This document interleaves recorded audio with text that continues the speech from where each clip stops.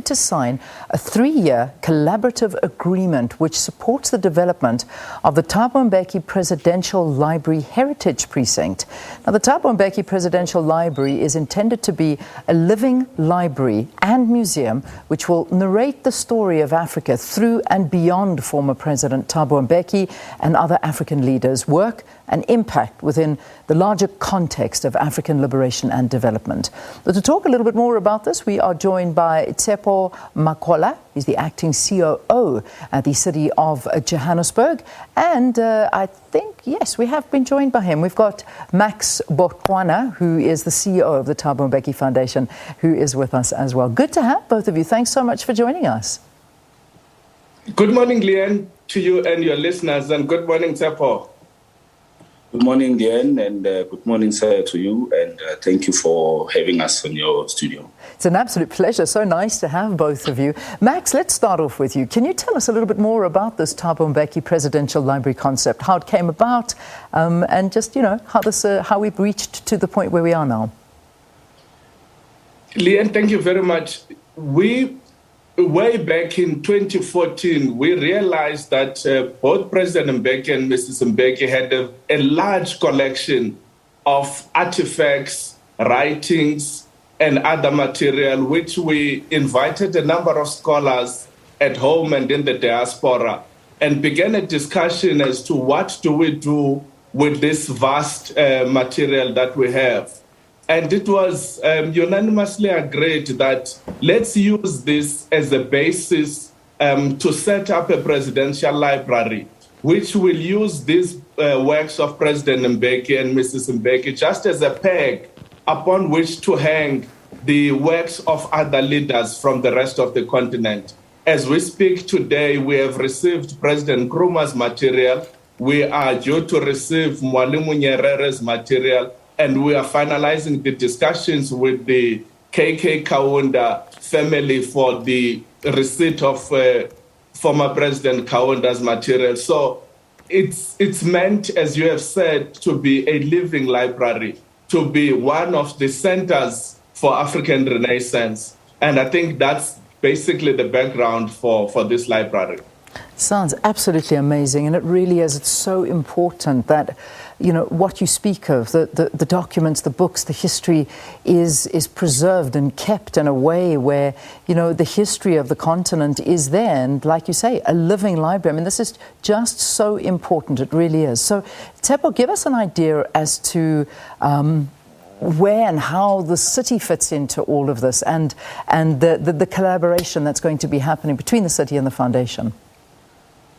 No, thanks very much. So I think it's important to indicate that, part of our economic recovery plan was to really focus on tourism. So a couple of years ago, we went to council to re-establish the Joburg Tourism Company. And we thought that collaborating with the Thabo Mbeki Foundation to build this museum in this library will help us increase the number of people that visit our country, and in particular, the city. So we thought that this will assist us to increase our economy, but it will also participate to increase tourism, because if you look at our economic sector in the city, tourism has been one of those activities that have not been focused on and have a great potential of bringing in a lot of revenue for the city. So we thought that supporting the foundation, giving off part of the land that we have within Riviera, which is an old servitude that we are no longer using. This will then assist us to also participate and contribute to preserving the African story and how the African story is told through the Thabo Mbeki Foundation, bringing in the African information. For instance, if you look at the city, I'm sure we have all the African cities available. That happened by chance. So we thought this one we must manage. We must ensure that we tell the African story, we learn from it, and we are able to learn from what our presidents have done in the country and particularly in Africa, and keep maintaining the African Renaissance story. In terms of the collaboration, again, just a little bit more, how much has the city actually invested into this project? And I imagine the whole idea is to get the returns. I mean, we need to see people visiting and getting out and about once again. So let's talk to that, the returns for investment. This for the city. Tshepo, this is for you. Ah, we lost Tshepo. Okay, Max, let's talk money with you then. Max, how much is something like this actually costing? Leanne, whilst the technology is betraying Leanne, Tshepo, let's look at the greatest investment from the heritage point of view. I mean, one of the problems we seek to solve is the fact that most of the histories, the material about our continent is found somewhere else in Europe or in America. And we end up with other people telling us about ourselves. And I think this is one of the instances where we need to solve that problem.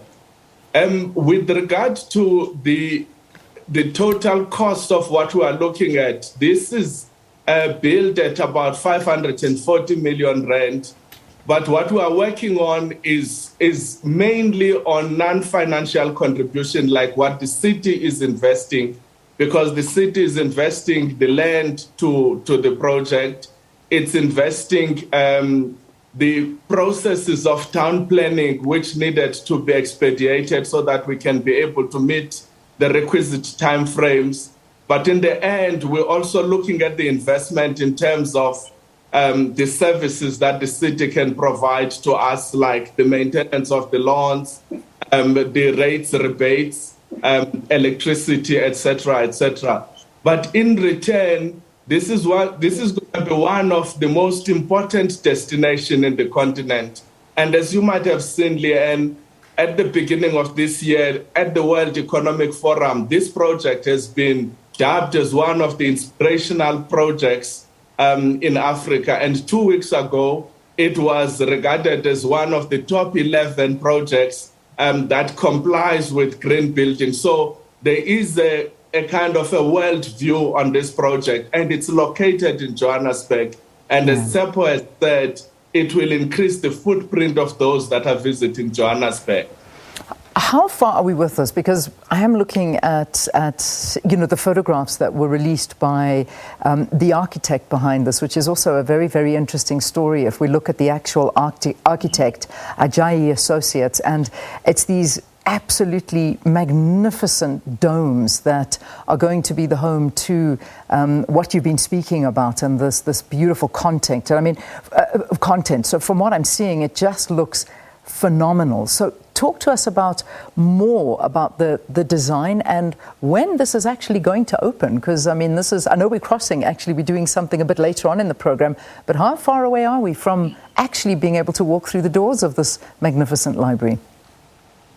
The end part of the discussion later today is really to rally as many Africans as possible behind this project. What has happened thus far, we had done the concept design. We are currently busy with the detailed design. And as soon as we complete the detailed design, we will start with the demolition of the buildings where this precinct will be constructed. And we're looking at the first phase of the demolition at the beginning of the year, having complied with all the city town planning requirements. And we hope to open the doors in September 2024, Leanne, taking into account the time in which it will take to build this. You will recall it is in 3 phases. The first phase is a place where we will be storing all the archives.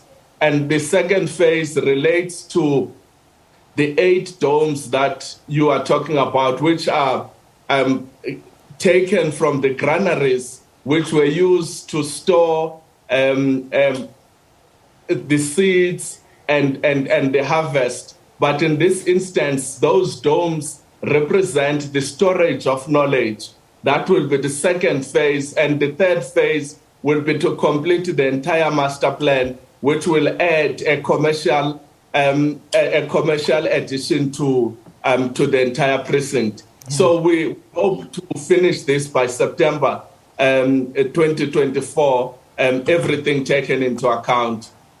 So I think we've got you. I think we've got you back there, Tshepo. So let's get again the idea. Well, where it's going to be established. So, as far as I can tell, it's in Johannesburg. It's set to be in the area of Riviera. So, how did we come up with this area? And let's talk again about this design and how it fits into the city.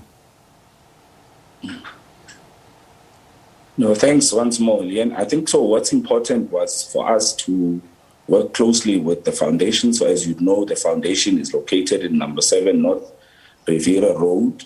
So the substation and the land that we are going to donate as a city is also it's located in number 11. So we thought that is a good collaboration and a good area to increase the number of people that visit the city. So what we will be providing as a city, as Max has indicated, is that we are going to provide town planning, where we need to ensure that the plans will be approved. We're going to ensure that we provide electricity through our entity, City Power, water through Joburg Water, and then look at the parks. City Parks will provide the parks areas. And this already has a lot of activity. As you know, that particular area, we have the former president, Nelson Mandela, around the area. So we think this will create a much bigger area for us to be able to collaborate with the foundation. But critical is the investment that we are going to make, as Max indicated. Part of it will be in kind from the city. So bulk of the funding will come from the city, as the council has approved that we can provide in-kind donation. So we are very excited about the museum in itself, the library, but what's important is how do we create an African story and tell the African stories, and how through governance. And I think it's very important that the governance aspect of how to lead cities and how to lead countries, particularly in Africa, comes across as the major learning point for us as the city, but also as Africa as a whole. All right. We leave it there. Good luck. Gentlemen, good luck. It looks beautiful. Thank you very much, Elena. It really does look beautiful, and we hope for the best coming out of the Tshepo. Makola is the acting CEO at the City of Johannesburg, and Max Boqwana, he is the CEO of the Thabo Mbeki Foundation, talking to us about their presidential library, the dream of the Thabo Mbeki Presidential Library, which looks like it's becoming more and more of a reality, and this beautiful 8-dome structure. Would love to go in there and just be from what I'm seeing in the plans. All right, let's take a break.